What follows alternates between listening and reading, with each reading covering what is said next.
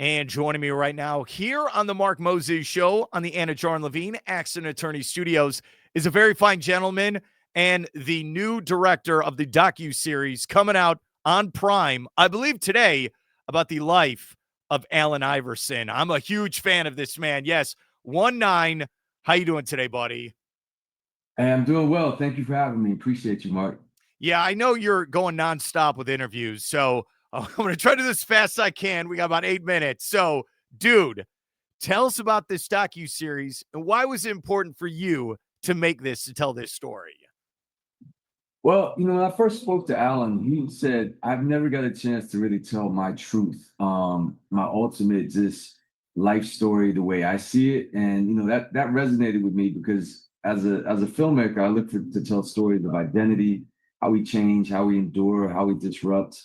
And he knew that I would be the one to help bring that out of him. I think the main thing for me was knowing where the pain comes from. What are the crossroads in your life that you've never got to address? And I think once you understand that, then you can understand his perspective and how things changed for him over the course of his life.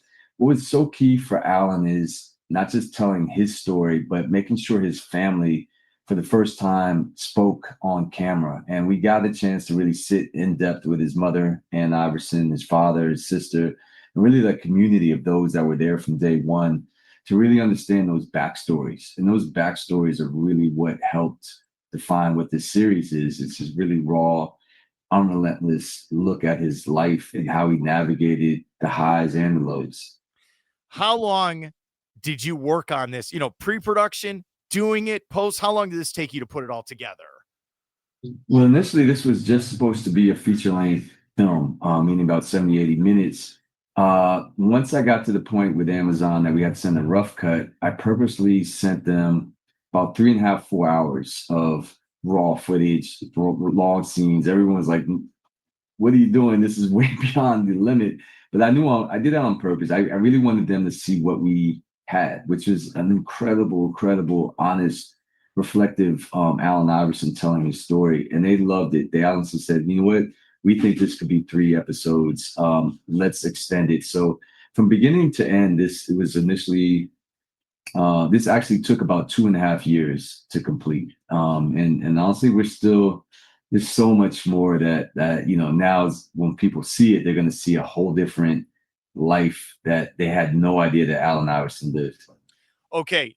As a guy, I could tell, I bet you love basketball as well. And you grew up watching Iverson. I'm 43. I remember Yeah. I think I was in junior high when he crossed Jordan on WGN. Like I grew Yeah. up in Chicago. I love Iverson. Was it hard for you, how do I say it? Take the fanboy out, talk to this guy Yeah. man to man, try to tell. Was that part difficult for you as a director? Yeah, I mean, no, that was the fun part, honestly. Like, because he loved Jordan. He emulated all things Jordan. That was the person he grew up wanting to be. And so I loved the basketball stories of this. I loved hearing the backstories of, in the locker room and what was happening, on the court, off the court.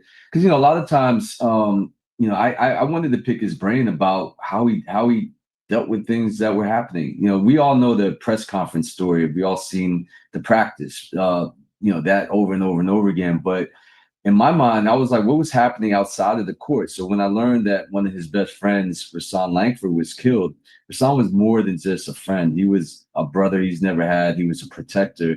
So I wanted to take a really deep dive into the life of Rasan and Allen Iverson. So that became a much bigger part of the story, is to understand the people who shaped him. So yeah, so like in a sense, like I wanted to know the crossover. Honestly, we got to know where that came from, but also I wanted to know the deeper things that were happening in his life at the time period. So that's what really is the crux of this story. It's, yes, we get to see these highlight moments of stepping over Tyrone Lue and all these things, but like at the same time, what was happening in his life? What was going on where he's out in the clubs to 4, 5, 6 in the morning and then steps on the court and drops 40, right? But I realized it's not just the party style lifestyle. I think him being in the club made it a way for him not to have to think about the pressures of life, not to have to overthink about when things were really coming at him, the media and all these things, he was just releasing it. And when I learned is him being on the court was therapy. Him being on that dance floor was a way for him to not have to think about anything. He could just be and fly, be free. And I think that freedom is what you saw people love because he was spontaneous. He made the game come to him, and they changed the way that coaching changed the way that they let him play. But honestly, they were just letting him be free, and that's what the story is about. Is like free from what? And I think that's the part of this story that makes it very interesting is the things that were pulling him apart and how he changed the game really by just staying defiant. And let's clarify this. I know we got about 2 minutes left, and I appreciate coming on, man. Mm. You know, Wembanyama last night dropped 40, and he's 7'3".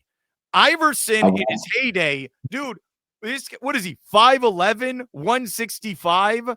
Dude, Iverson is a superhero. Did you break that down with him? How was he able to do all this stuff on the court with such a small body like that? I think how Iverson was able to do these things was his heart, and he didn't have any fear of no one. I think that comes from his growing up in Stewart Gardens housing projects. It comes from him being a football player. I think Pat Croce says he was like the Japanese sensei, knocked down 7 times, get up 8. I think his resolve comes from his and ability to fight comes from his mother. And that's a good question because I wanted to know where that heart comes from. He says, I've always felt Goliath. I never felt David. He didn't have fear of no one. And I think that came from his outlook on life coming up of age. He grew up hard, like hard life, hard times, hard pressure. And that just made him this emblematic of somebody that had no fear. But yeah, I think when you watch Wemby cross up, and it's crazy to watch, or we watch Giannis, or we watch Shea Gildress, all these guys' favorite basketball player is Allen Iverson. When you ask them, Steph Curry, LeBron, they say Allen Iverson. I think it's interesting. It wasn't just what he did on the court, and it's really what he stood for, which was being resilient and just being uncompromising. Don't worry. I have my Reeboks Iverson ones, the question shoe at my house in the box. Don't worry. I saw Iverson play 1999, destroy the Bulls, 33 points at the United Center. Unbelievable. All right. The documentary series. Yes, 3 parts. Allen Iverson, directed by this fine gentleman, One9. Check it out. It debuted today on Amazon Prime. I know we're out of time. Thank you so much for coming on, and I hope I can get you on again sometime. All right, man? Hey, anytime. Thank you for having me. Appreciate you, man. Take care.